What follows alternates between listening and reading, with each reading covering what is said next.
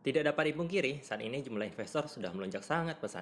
Tetapi secara umum pengetahuan masyarakat tentang investasi masih sangatlah rendah. Itulah sebabnya banyak masyarakat Indonesia yang tertipu dengan investasi bodong, dengan iming-iming imbalan silang besar dalam waktu yang singkat. Tidak jarang juga mereka menyamakan trading saham dengan trading yang lainnya, seperti forex, komoditas, dan kripto. Di sini kita akan membahas tentang investasi dan trading saham. Bagaimana cara bertransaksi di pasar saham, apakah ada teknik yang mudah untuk digunakan dalam menganalisis pasar, dan bagaimana cara kita mendapatkan keuntungan serta mengantisipasi kerugian. Mari kita telah satu demi satu.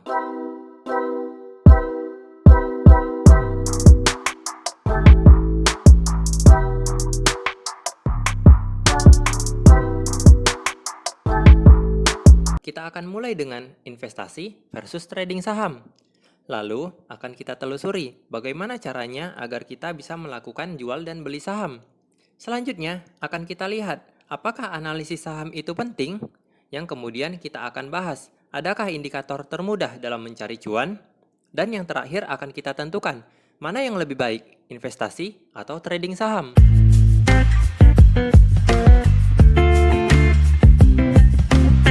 Perkembangan teknologi telah berjalan sangat pesat. Kemajuan teknologi telah memudahkan aktivitas dalam kehidupan manusia. Di masa lalu, orang harus datang ke bursa efek untuk membeli saham atau menelepon broker untuk order saham yang diinginkan. Tetapi, sekarang transaksi saham bisa dilakukan kapan saja dan di mana saja, melalui platform digital seperti situs online atau aplikasi. Bahkan, mulai dari pembukaan rekening saham hingga proses pembelian dan penjualan saham dapat dilakukan dari HP. Itulah mengapa saat ini sudah begitu banyak orang yang ingin berinvestasi dalam saham. Apalagi sudah banyak sekali postingan di media sosial yang memperlihatkan betapa suksesnya orang-orang dalam trading. Lalu, apa bedanya trading dengan investasi saham? Trading adalah kegiatan jual beli saham untuk mendapatkan keuntungan dalam jangka pendek. Misalnya, Anda membeli saham di pagi hari dan berencana menjualnya ketika harga naik sebelum jam perdagangan bursa ditutup, atau menjualnya dalam beberapa hari, minggu, atau bulan. Itulah yang dinamakan dengan trading.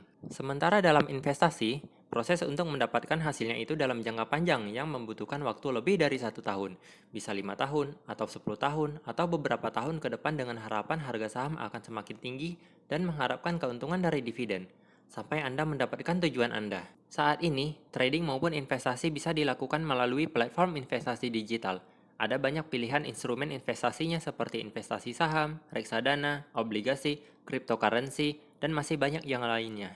Saham itu disebut juga dengan efek, yaitu bukti kepemilikan sebagian kecil dari perusahaan sebagai instrumen yang ditransaksikan. Masih banyak orang yang menyamakan saham dengan forex maupun kripto. Padahal, saham itu berbeda dengan forex maupun kripto. Dalam forex, yang ditradingkan itu mata uang fiat seperti euro, dolar, dan lain-lain. Sementara dalam kripto, yang ditransaksikan itu adalah mata uang virtual atau digital, seperti Bitcoin, Litecoin, Ethereum, dan masih banyak lagi.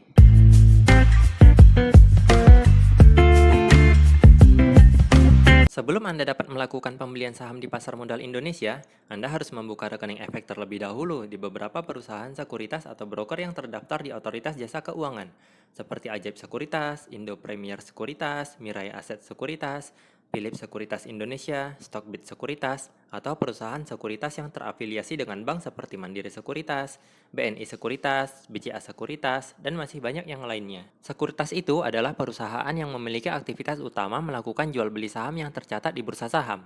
Anda bisa mengunduh salah satu aplikasi dari beberapa sekuritas tersebut untuk kemudian dipandu cara mendaftar rekening sekuritasnya. Atau bisa langsung mengunjungi bank untuk membuka rekening sekuritas yang terafiliasi dengannya. Saat pertama kali Anda membuka rekening sekuritas, Anda akan menemukan istilah rekening efek. Apa itu rekening efek? Rekening efek adalah rekening khusus yang dibuat untuk dapat bertransaksi jual beli saham.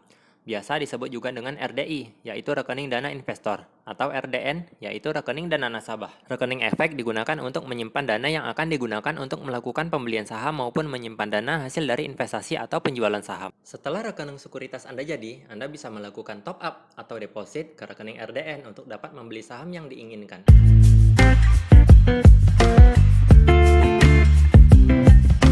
Sama halnya ketika kita akan membeli sesuatu, misalnya barang elektronik, pembeli yang bijak akan membandingkan harganya. Apakah barang tersebut murah atau mahal dengan membandingkan barang yang sejenis dari merek yang berbeda. Bagaimana spesifikasinya, apa keunggulannya, sehingga kita tahu apakah barang tersebut worth it untuk dibeli atau tidak. Begitu pula dengan saham, kita harus memilih mana saham yang terbaik untuk dibeli. Menurut saya, jika Anda ingin berinvestasi saham untuk pertama kalinya, Anda harus memilih saham blue chip. yaitu perusahaan yang mempunyai kapitalisasi pasar yang besar, dan mencari tahu terlebih dahulu seberapa besar perspektif kinerja dari suatu emiten atau perusahaan publik tersebut, yaitu perusahaan yang menerbitkan dan menjual saham, obligasi, maupun turunannya kepada masyarakat umum yang terdaftar dalam Bursa Efek Indonesia. Nah, seorang investor harus mengerti analisis fundamental. Analisis fundamental adalah suatu analisis yang memperhatikan kinerja keuangan, tingkat persaingan usaha, potensi industri, analisis pasar dan ekonomi baik mikro maupun makro. Sementara itu, trader tidak perlu mengetahui hal-hal yang baru saja disebutkan. Trader menggunakan analisis teknikal untuk melihat tren pergerakan harga saham dengan membaca grafik, bukan memprediksi ya. Membaca grafik itu seperti misalnya ketika kita bisa membaca maps, maka kita tahu kemana arah yang kita tuju, bukan memprediksi kemungkinan arahnya kemana. Itu sangat menyesatkan. Analisis teknikal membantu kita memahami pergerakan harga, sehingga kita tahu di harga berapa kita harus membeli.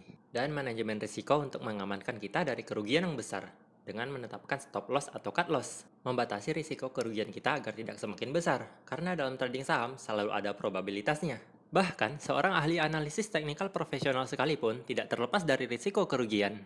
Manajemen risiko itu seperti rem pada mobil. Seorang pembalap profesional pun juga membutuhkan rem pada mobilnya, bukan? Rem itu bisa menyelamatkan kita dari kerugian. Barulah selanjutnya kita mengetahui di harga berapa kita bisa merealisasikan keuntungan, atau hold, yaitu bertahan untuk melihat apakah pada chartnya memperlihatkan tanda-tanda melanjutkan kenaikan harga. Baik analisis fundamental maupun teknikal itu untuk membatasi risiko kerugian, karena dalam investasi itu tidak ada yang bisa memberikan kepastian, ada probabilitasnya. Jika ada kepastian profit 1% dalam satu hari, sekian persen dalam seminggu, beberapa persen dalam sebulan, setahun, itu namanya scam atau investasi bodong.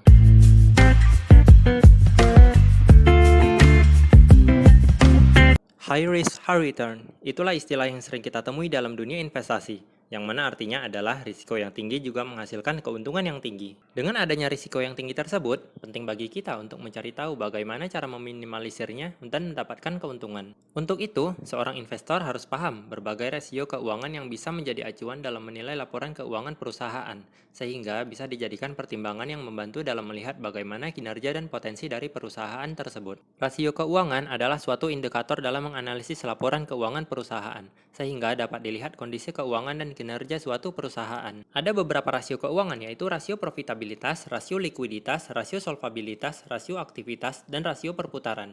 Ini akan kita bahas di video selanjutnya ya, agar lebih fokus dan mudah dipahami. Berbeda dengan trader lebih memperhatikan indikator teknis, psikologi pasar, pengelolaan uang, dan imbalan risiko. Trader juga bisa mengkombinasikan fundamental dengan analisis teknikal, tetapi trader lebih berfokus pada tren pergerakan harga saham dengan melihat grafik, dengan membuat garis support dan resisten pada grafik yang akan menjadi acuan dalam mencari momentum untuk membeli saham, merealisasi keuntungan, atau cut loss untuk meminimalisir kerugian. Sederhananya, garis support itu kita buat sendiri dengan mengamati pola candle pada chart.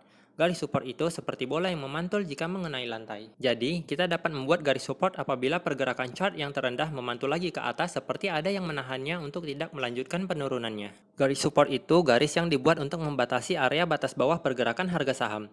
Bisa diilustrasikan dengan garis horizontal, garis miring, dan garis melengkung, dan bisa juga dengan persegi panjang sebagai area support. Garis support ini digunakan dalam mencari momentum untuk membeli saham, atau sebagai tanda untuk bersiap cut loss jika garis tersebut ditembus oleh harga saham, sehingga garis support tersebut kemudian berubah menjadi garis resisten. Apa itu garis resisten? Garis resisten itu kebalikannya, yaitu garis yang dibuat untuk membatasi batas area atas pada grafik pergerakan harga saham, seperti plafon. Bola yang mengenai plafon akan kembali ke bawah.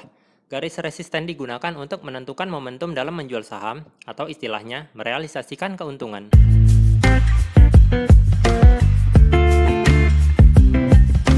Berdasarkan waktu, tujuan, dan ambisi setiap orang itu berbeda. Anda harus mengetahui apa tujuan Anda, seberapa banyak waktu yang Anda miliki untuk menghasilkan keuntungan, dan seberapa mahir Anda dalam melakukan analisis. Yang terpenting itu adalah memulai. Maka dengan pengalaman Anda dan seiring berjalannya waktu, Anda akan mengetahui mana yang lebih sesuai dengan Anda. Menurut saya, investasi dan trading itu sama-sama baik. Masing-masing punya keunggulan dan kelemahannya. Saya melakukan keduanya. Untuk investasi, saya hanya memilih saham blue chip atau emiten yang berada dalam indeks LQ45. Saya terus menabung dalam saham tersebut setiap kali harganya menyentuh support. Saya memisahkannya dalam rekening saham yang berbeda, antara untuk investasi dengan untuk trading, supaya saya tidak bingung ketika melihat perkembangan portofolio investasi saya. dan agar bisa lebih fokus pada rencana trading saya. Sementara dalam trading, saya akan mencari beberapa saham dengan pola grafik yang bagus berdasarkan analisis teknikal saya.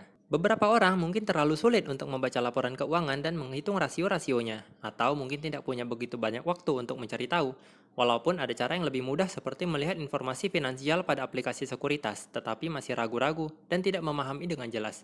Nah, dengan melihat tren pergerakan harga saham, Anda akan mengetahui saham apa yang trennya selalu cenderung naik, sehingga Anda bertambah yakin untuk melakukan investasi. Itulah pentingnya kita mengetahui dasar dari analisis teknikal. Di video berikutnya, kita akan semakin paham untuk terus melanjutkan lebih dalam. Kita akan membahas analisis fundamental dan analisis teknikal secara mudah dan sederhana.